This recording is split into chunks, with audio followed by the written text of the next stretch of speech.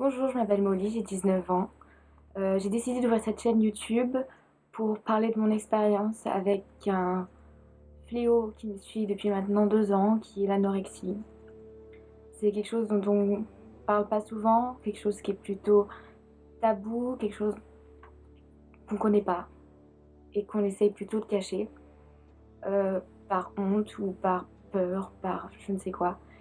Et aujourd'hui, je prends mon courage à deux mains pour vous poster cette vidéo qui me fait sortir de ma zone de confort, qui me met extrêmement mal à l'aise d'en parler en face d'une caméra et de savoir que je vais poster ça sur un réseau internet.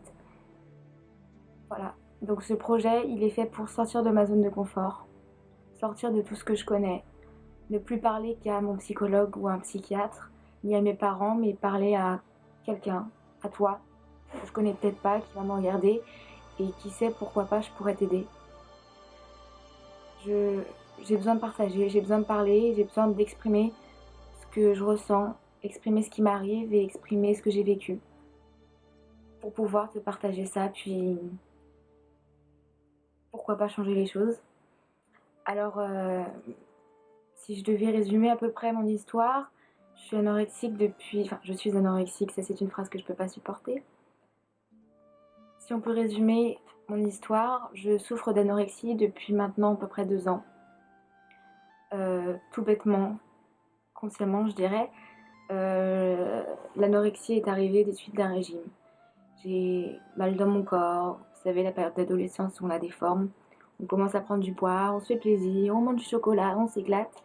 Puis bah il y a un moment où j'ai pété un câble et que je me suis dit stop, j'en ai marre d'être aussi mal. J'en ai marre de toujours faire en fonction de comment les gens pourraient me voir, de faire en fonction de comment je me sens. J'en ai marre de m'habiller en fonction de ce que je voudrais cacher, etc. Stop. Et donc je me suis dit, je vais me renseigner sur la nourriture. J'ai commencé à faire un régime, manger équilibré, retirer toutes les merdes qui, honnêtement, entre nous sont très bonnes. Nutella, la brioche, tout ce qui est sucré, tout ce qui est trop salé, gâteau apéro, les sodas, etc. Pour adopter un mode de vie sain. J'ai commencé le sport doucement, puis au fur et à mesure du temps, voilà, 1 kg, 2 kg, 3 kg, je perds, je perds, je perds. Je suis satisfaite. Je suis passée par une phase où j'étais très bien. J'étais à un certain poids qui me convenait parfaitement. Mais l'engrenage a fait que j'ai continué, jamais satisfaite. Il en fallait toujours plus, jusqu'à tomber très très bas, à 36 kilos, où j'ai été hospitalisée en urgence. On m'a dit c'était plus possible, c'est urgence vitale, votre pronostic vital est engagé, vous devez partir à l'hôpital, sinon bah, vous pouvez mourir dans la nuit quoi.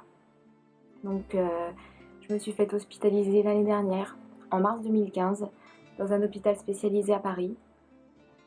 Pendant 3 semaines, ça a été très difficile, parce que je devais y rester 4 mois, sous contrat, 4 mois minimum.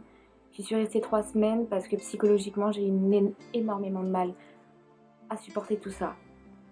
Et pas que psychologiquement d'ailleurs, physiquement, moralement, c'est quelque chose que j'ai pas pu supporter. Donc au bout de 3 semaines, je suis partie.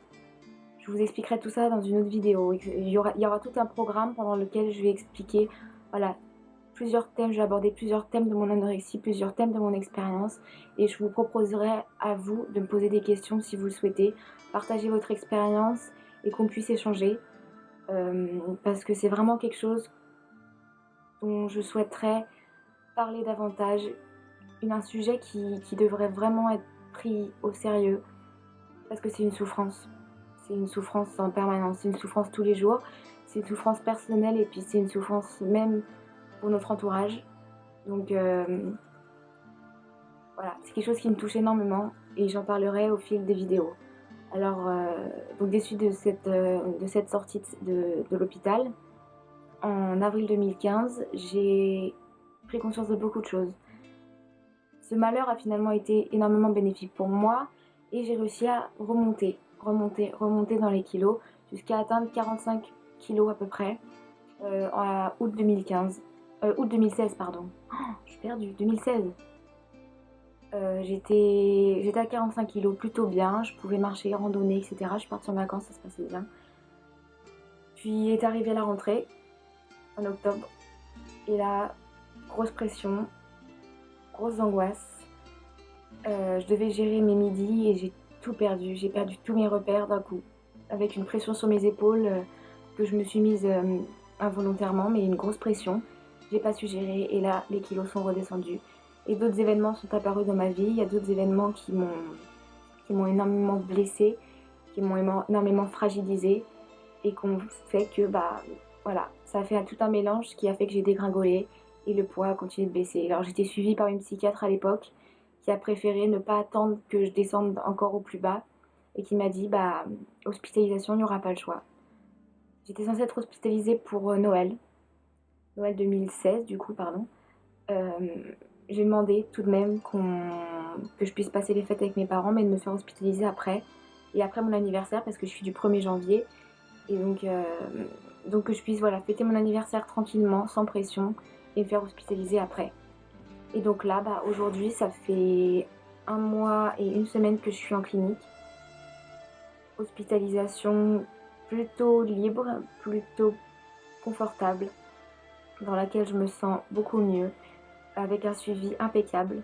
Là, j'en profite parce que j'ai une permission de 2 jours pour faire cette vidéo, pour prendre mon courage à deux mains et en parler.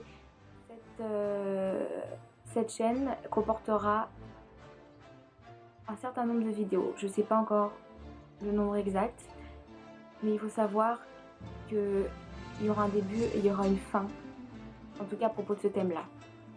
Je veux pas faire de l'anorexie ma carrière, bien au contraire. Je veux pas ne garder ce sujet que principal. Je veux parler d'autre chose. Donc c'est-à-dire que vous allez suivre mon évolution. Aujourd'hui mon état actuel jusqu'à l'état final parce que j'espère vraiment et je ferai de mon mieux pour que ce soit terminé. Vous me suivrez forcément après puisque je ne pense pas arrêter, mais ce sera plus du tout dans l'anorexie. C'est-à-dire que cette étape, on tournera une page, on fermera même le bouquin. Et j'ouvrirai un nouveau livre pour écrire une nouvelle histoire. Et là, vous pourrez me suivre dans mes aventures parce que j'ai énormément de projets et ce sont ces projets-là qui me maintiennent debout, qui me motivent tous les jours et qui me font sourire.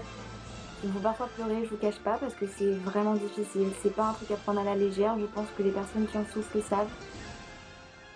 Et voilà, on a besoin d'aide. Donc aujourd'hui, j'ai besoin de parler, j'ai besoin de m'exprimer, j'ai besoin de partager, j'ai besoin d'échanger, de nouer des liens, j'ai besoin de tout ça.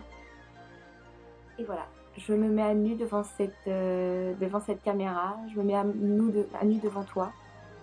Et je vais partager mon expérience. Je vais terminer sur une phrase qui, je pense, terminera à chaque fois mes vidéos. Je suis pas anorexique. Je suis Molly. Je suis française. Je suis une fille, mais je suis pas anorexique. C'est pas mon identité. Je souffre d'anorexie. Donc voilà. Je vous fais des gros bisous et à la prochaine. Bye.